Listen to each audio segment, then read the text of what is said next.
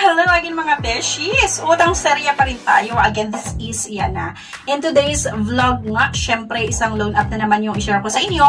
At ayon nga daw sa loan app na ito ay pwede nga tayong makiram daw hanggang 30,000 pesos at deposit 5 minutes. Okay?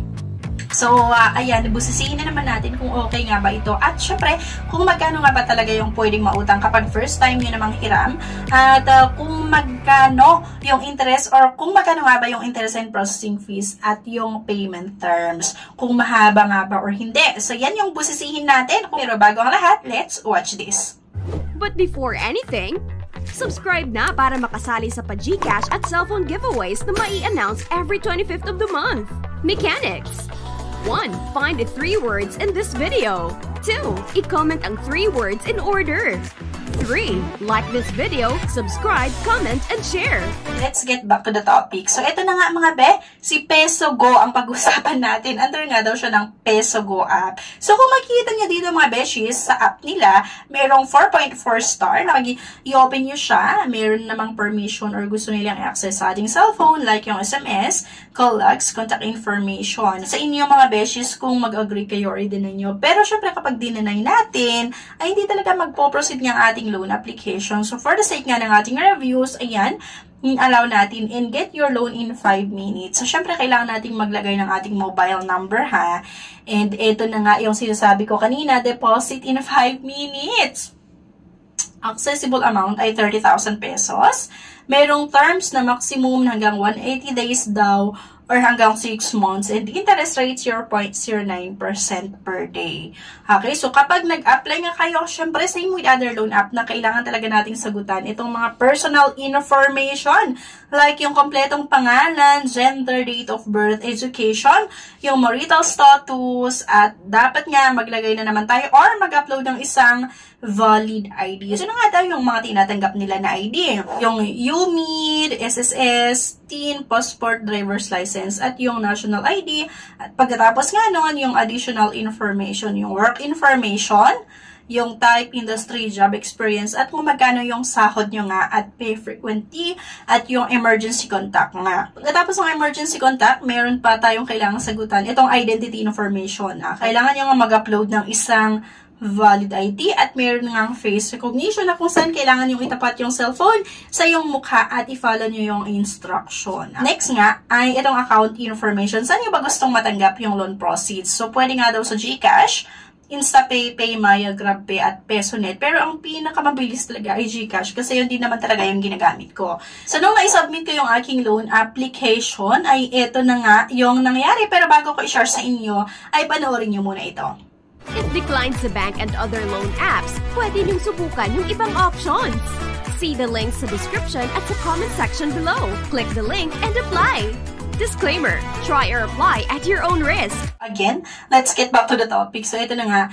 Kung makita nyo kanina, diba, may time remaining na 55 seconds and then the audit result will be available in 5 minutes. Please be patient. Kaya lang, nung nag-next ako, ano naman, the audit result will be available in 10 minutos. Don't leave or forget to come back and check your loan result. If the information you provided is incomplete, there's something wrong with your bank account or more. So, ito na nga mga be. Siyempre, approve na naman ang loan application ng beshi nyo.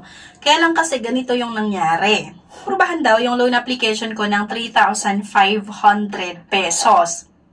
So, kung isipin mo, kapag 3,500 pesos, medyo okay naman sana. Kaya lang, doon sa 3,500, ang matatanggap mo lang ay 2,275 pesos. At ang kailangan mong bayaran sa loob ng 7 days ay 3,500 pesos. Or more or less, nasa 3,500 pesos. Diba? Napakalaki lang yung interest and processing fees niya. Kaya hindi ko din tinuloy mga besh na i-go or i-confirm yung loan application ko dito kay Peso Go. Ayun, nag-check nga ako sa Google Play Store. Mas marami talaga yung naka-experience nung same experience ko nga, kagaya nitong isa.